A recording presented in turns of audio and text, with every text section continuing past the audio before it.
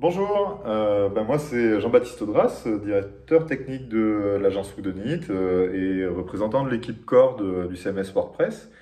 Aujourd'hui, je vous propose de vous faire une petite présentation et de répondre peut-être à quelques questions qui se posent concernant le full site editing, qui est une fonctionnalité ou plutôt un projet qui arrive sur WordPress 5.9, qui sortira donc en décembre 2021.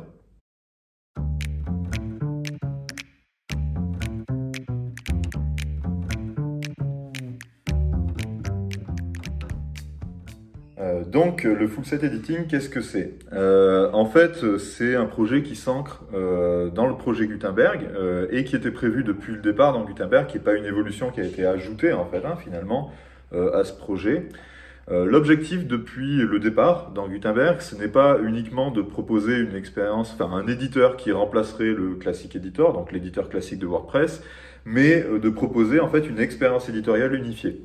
Cette expérience éditoriale unifiée, elle passe par en fait une interface composée de blocs éditoriaux. Donc voilà, pouvoir manipuler les éléments, les molécules qui composent finalement toute la partie éditoriale de son site et puis même son site dans son ensemble.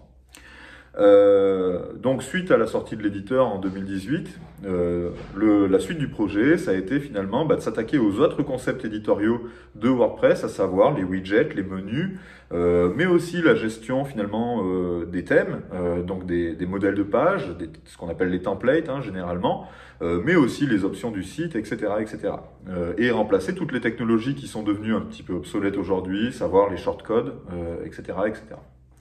Donc, ce full site editing, en fait, c'est une étape suivante dans le projet Gutenberg qui vise du coup à unifier cette interface. Et là, en fait, les blocs, donc les éléments éditoriaux qui sont utilisables dans l'éditeur WordPress, permettront non seulement en fait de composer vos pages, vos articles et tous vos contenus comme c'est le cas aujourd'hui, mais aussi d'administrer des éléments qui sont plus propres au thème de votre site, à savoir par exemple le header, l'entête de votre site, le footer, et puis toutes les pages qu'on va spécifiques comme la page 404, les pages par exemple de liste d'articles, de liste d'événements si on parle d'un agenda, etc., etc.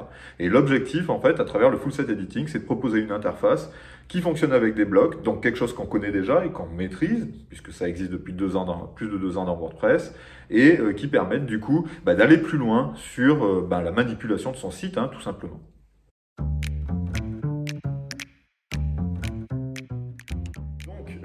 C'est encore des gros changements dans WordPress, évidemment. Ça nous rappelle un petit peu ce qui s'est passé avec l'arrivée de Gutenberg, où il y a eu beaucoup d'interrogations au sein de l'écosystème. Évidemment, c'est un gros changement. Donc, qui dit gros changement dit adaptation au changement. Et on sait que l'adaptation au changement, avec ça vient la résistance au changement aussi. Et donc, il faut du temps. Globalement, l'écosystème qui en Gutenberg est sorti en décembre 2018 était pas forcément prêt à son arrivée. Alors bien sûr, des agences, et on est fiers d'en faire partie chez Whodunit, du coup, ont essayé de se préparer en amont le plus possible pour pouvoir tout de suite utiliser ces nouvelles technologies et leurs avantages. Maintenant derrière, on sait d'expérience avec l'arrivée de l'éditeur Gutenberg que les choses ne se font pas instantanément. WordPress est un écosystème qui repose sur plus de 60 000 extensions, plus de 10 000 thèmes, et ça c'est que sur le repo WordPress.org, ça exclut tout ce qui est premium. Tout ça va mettre un petit temps, il va y avoir un petit peu d'inertie pour qu'il soit à jour.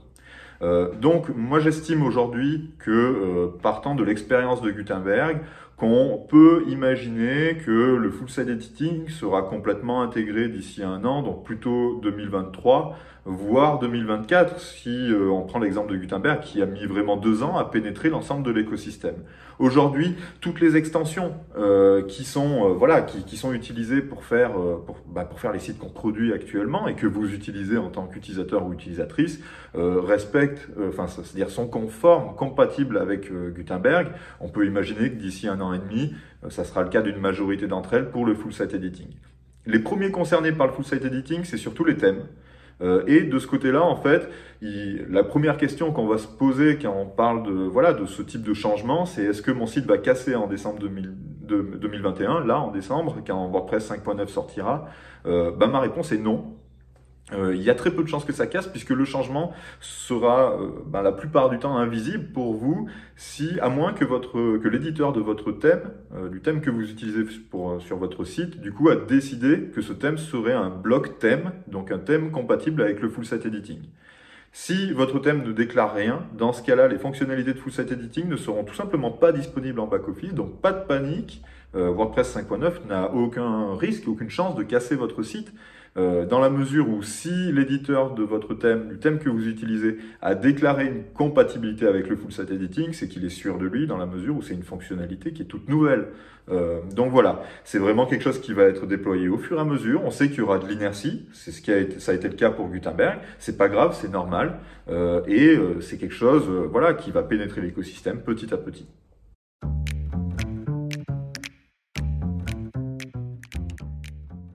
Donc côté contribution et puis utilisation, utilisateur, utilisatrice finale de WordPress, qu'est-ce que ça change? Ça change pas énormément de choses dans la mesure où l'éditeur de blocs, on le connaît, et que là, on va manipuler des blocs. Donc, à la limite, ce que ça peut changer, c'est en termes d'apprentissage, de montée en compétence pour quelqu'un qui découvre WordPress, c'est que au lieu d'avoir à manipuler des menus, des widgets, des shortcodes, etc., et puis finalement, voilà, des modèles de page aussi. Associés à chaque page de son site, etc.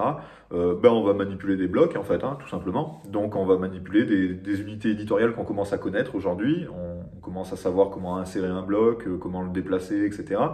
Au bout de 2 ans, en tout cas. Du coup, tous ces aspects-là, du coup, resteront exactement similaires.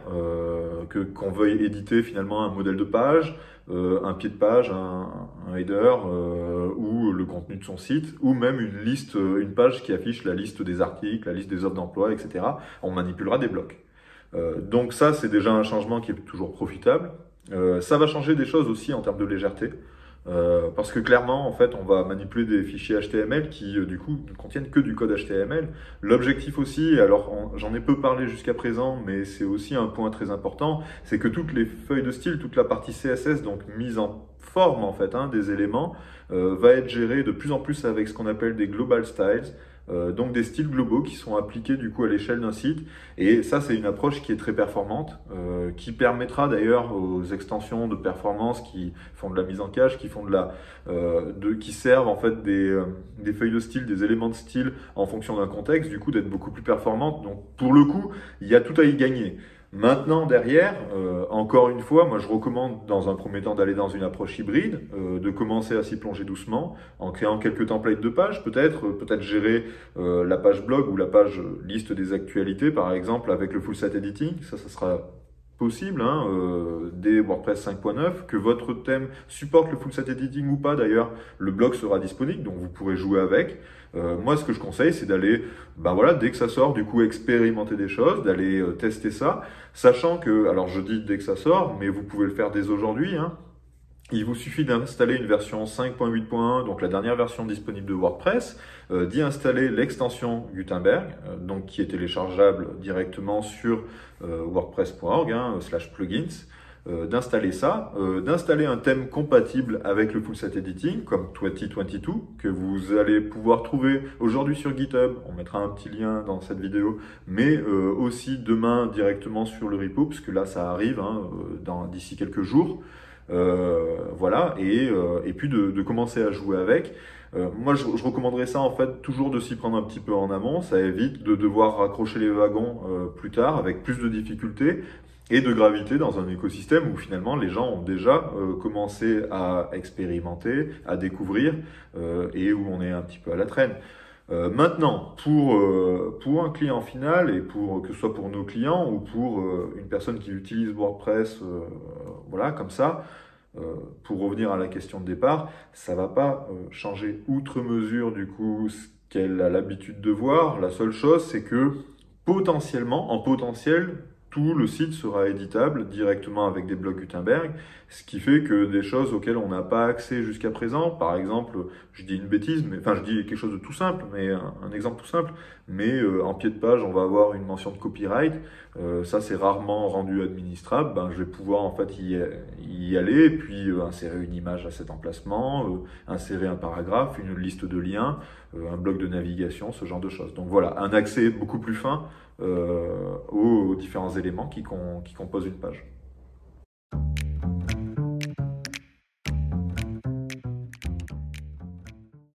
Alors justement, un exemple très concret en fait d'application qui est très adapté à l'application du full site editing, du FSE, c'est le cas des usines à sites. C'est-à-dire on va avoir en fait un thème finalement de base qui contient, on va dire, tous les styles finalement, donc la charte graphique d'un groupe par exemple, ou d'une entreprise, d'une association, d'une fédération d'associations, ce genre de choses. On va avoir la charte graphique du coup qui sera contenue par le thème de base, qui va proposer une bibliothèque de patterns, donc de composition Gutenberg, de blocs Gutenberg, de layout, d'éléments de mise en page. Et cette bibliothèque du coup elle sera contenue par le thème qui sera utilisé à l'échelle de l'usine à site. Et chaque site de l'usine à site va pouvoir ensuite venir piocher au sein de ces bibliothèques pour pouvoir composer. Alors c'est le cas aujourd'hui du coup le contenu de ces pages en utilisant les blocs qui sont disponibles au sein de l'usine à site, mais d'aller beaucoup plus loin en concevant également le layout, la mise en page finalement de chacun des sites de l'usine à site différemment, avec bien sûr des restrictions qui pourront être mises en place par les personnes qui ont conçu l'usine à site, des restrictions, par exemple le header ça doit toujours être le même, il y a juste cet élément là qui est éditable, par exemple on aura toujours le logo, je sais pas moi si on parle d'une fédération sportive, de la fédération sportive, et c'est à côté du coup le deuxième logo à côté où on pourra mettre, la deuxième emplacement à côté où on pourra mettre le logo de l'association locale par exemple. Donc voilà, ce genre de choses en fait, alors qui est réalisable techniquement aujourd'hui. Là, l'idée en fait, c'est que ça sera vraiment administrable avec toujours la même logique d'unité dans les concepts à manipuler, à savoir des blocs Gutenberg. Et effectivement, moi, je pense que l'usine à site est vraiment un très bon exemple et on en maintient d'ailleurs quelques-unes, on en crée régulièrement et des usines à site WordPress et je pense que c'est vraiment en fait un très très bon candidat ce type de site pour expérimenter ces nouvelles fonctionnalités.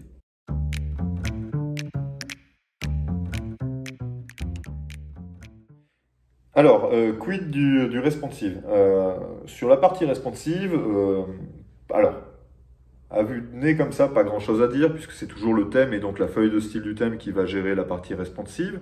En revanche, des aspects intéressants quand même pour les personnes qui s'occupent de la conception de thèmes WordPress, c'est que Gutenberg, jusqu'à présent, en fait, il se mêlait pas trop des styles. Alors, il avait quelques styles qui étaient appliqués, par exemple, au bloc colonne, et d'ailleurs, il gérait le responsive lui-même en faisant un empilement des colonnes du bloc colonne, finalement, directement. Là, Gutenberg, comme il commence à se mêler quand même de plus en plus de layout, il faut savoir qu'il intègre en fait de plus en plus de règles CSS destinées notamment à gérer le responsive. Et donc, avec le full site editing, on commence à avoir l'arrivée de comportements différents sur mobile et sur desktop, avec la possibilité de, par exemple, ne pas empiler les colonnes d'un bloc colonne, mais aussi avec des nouveaux blocs comme le bloc row. C'est en anglais, a priori, on va le traduire par ligne en anglais, en français, logiquement. Ce bloc, en fait, il va utiliser Flexbox, qui est une propriété CSS massivement utilisée depuis des années aujourd'hui, et qui permet justement d'avoir des agencements du coup très très différents suivant le contexte d'utilisation, à savoir la largeur de l'écran. Et effectivement, Gutenberg commence à se mêler de plus en plus de vos CSS, de vos feuilles de style, mais c'est finalement quelque chose de très bien parce que c'est pour donner en fait la possibilité directement en back-office, en sélectionnant ou non des options, de pouvoir interférer finalement sur le comportement du site, de la page en responsive. Donc voilà, le responsive, oui, est géré avec quand même de plus en plus d'options à destination des gens qui vont monter les pages du site en back-office, alors que jusqu'à présent, le responsive a toujours été quelque chose de géré à 99% par les personnes qui développent le thème.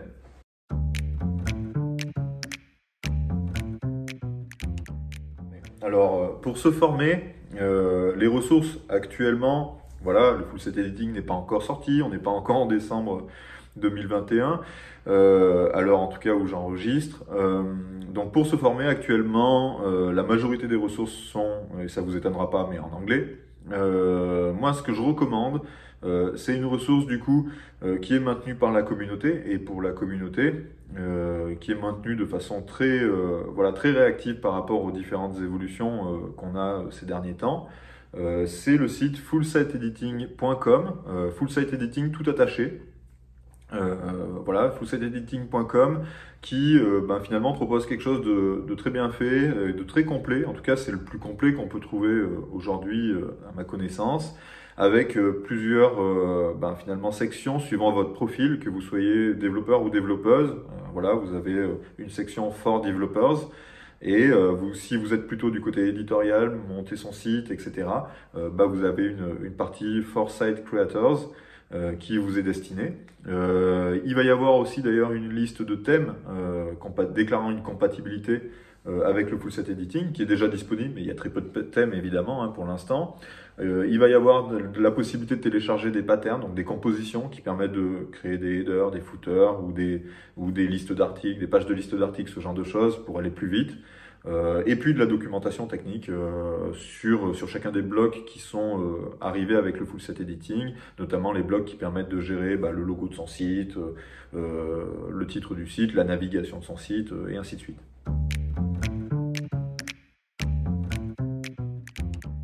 Alors, le coût et les délais, effectivement, grande question qu'on se pose tout de suite, évidemment. Une fois qu'on a compris un petit peu l'intérêt d'utiliser tout ça, on se demande si on va pouvoir le faire et si on peut se le permettre. Par rapport au coût, déjà, je pense pas globalement que ça change, que la question soit est-ce que je vais y passer plus de temps ou pas. Alors oui, il y a le temps de monter en compétences quand on est une agence, quand on est un développeur, une développeuse freelance, etc. Il y a de la montée en compétences à prévoir et évidemment, forcément, au départ, on va être moins efficace et donc ça coûtera plus. Alors après, à voir si c'est répercuté côté client ou si c'est répercuté sur votre temps de veille à vous. Mais dans tous les cas, il y a une montée en compétences à prévoir. Après, cette montée en compétences, j'ai envie de dire un petit peu pour la blague que ce serait peut-être même plutôt une descente en compétences dans la mesure où vous allez sortir les traitements, donc la partie PHP de vos thèmes, la dynamisation finalement qui est à l'intérieur et n'avoir que du HTML à l'intérieur, donc du statique finalement. Et donc, quelque part, votre thème sera beaucoup plus proche de ce que vous allez avoir dans une maquette statique, puisqu'on n'aura que du contenu statique à l'intérieur qui servira à gérer de la mise en page. Cela dit, voilà, il faut pas se cacher non plus qu'il y aura un temps de montée en compétences pour manipuler tout ça en back-office, proposer finalement des blocs qui soient adaptés, des compositions qui soient adaptées aux besoins, etc. Et c'est pour ça que je recommande l'approche hybride dont j'ai parlé précédemment, c'est-à-dire commencer par des choses qui sont simples, par exemple la gestion du pied de page en full set editing, et puis voir au fur et à mesure des projets justement comment déployer le reste des fonctionnalités. Pareil, commencer par la page de liste des articles de votre site, ça va être un bloc boucle de requête en français, query loop en anglais, et qui va permettre de gérer en fait l'affichage de votre page blog ou liste d'actu. Ça, c'est des choses qui sont très simples à mettre en place et qui ne nécessiteront pas d'investissement en fait, finalement complémentaire. Donc voilà, y aller progressivement pour éviter justement d'avoir trop de frais, trop d'investissement en R&D finalement à déployer au départ. Alors, dans tout ça, je pense pas qu'il faille voir les choses à court terme, mais plutôt dans une perspective à long terme. Aujourd'hui, en fait, le full set editing, là, en janvier, en février, en mars 2022, il va pas en fait apporter un bénéfice direct en fait de migrer son site qui existe, etc., vers du full set editing. Je suis pas forcément sûr que voilà, que l'impact en fait soit le plus important pour des sites qui existent déjà, mais plutôt pour la génération suivante. Voilà, on sait que les sites, de toute façon, ont un cycle de renouvellement. Voilà, ça peut être 5 ans, ça peut être 8 ans, ça dépend un petit peu des secteurs, mais voilà, il faut plutôt le voir sur le long terme. Là, demain, je crée un site, finalement, le concepteur du thème va être chargé des traitements complexes, et puis va être chargé de la partie mise en forme, donc de la feuille de style finalement, de la mise en place, de la mise en œuvre de la charte graphique du site. Et derrière, tout ce qui est layout, organisation, se fera en back-office. Donc là, on se rapproche beaucoup d'ailleurs des philosophies no-code, un peu entre guillemets, qui prédominent beaucoup, en tout cas dans les discours marketing aujourd'hui dans le secteur web.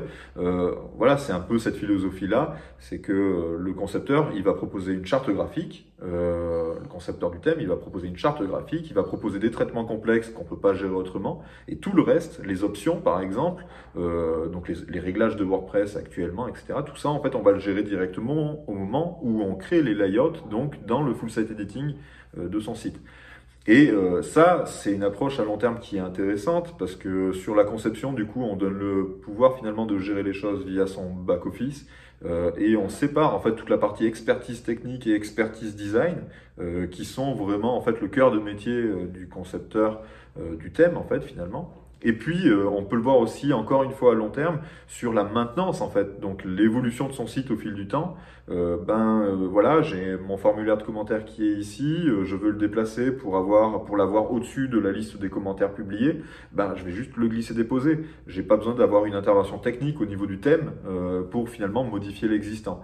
Et c'est là où je pense qu'il y a un vrai enjeu à long terme, c'est finalement donner ce pouvoir qui reste encadré du coup quand même par le thème un minimum, mais de pouvoir intervenir sur un site et le faire évoluer directement depuis le back-office et sans avoir à sortir l'artillerie lourde pour modifier des templates de façon compliquée. Donc voilà, moi je pense que c'est un avantage à long terme, que migrer son site là tout de suite qui est existant et qui répond à sa demande, à notre demande, etc. Tout de suite, c'est pas forcément un enjeu parce que là ça serait un enjeu court terme et le full site editing, vraiment en fait s'ancre dans une philosophie, un changement de philosophie dans WordPress à long terme et pas à court terme. Alors, très rapidement, parce que mon voisin a décidé de sortir sa perceuse. Donc, pour conclure, j'espère que tout ça, ça vous a plu, que ça a répondu à certaines de vos questions sur le full site editing. On sera ravis du côté de l'équipe Whodunit de répondre à vos questions. Donc, vous pouvez nous contacter dans les commentaires de la chaîne YouTube de Whodunit. Si vous avez reçu via notre newsletter, n'hésitez pas à nous envoyer un petit message, que ce soit par email, sur les réseaux sociaux, sur Twitter, sur LinkedIn, voilà, peu importe. On sera ravis de répondre à vos questions et puis d'engager le débat et peut-être de poursuivre le débat dans un épisode de podcast dédié, parce que je vous cache pas qu'on en prévoit un sur le full site editing. Donc voilà, n'hésitez pas à nous envoyer toutes vos questions et on sera ravis d'y répondre.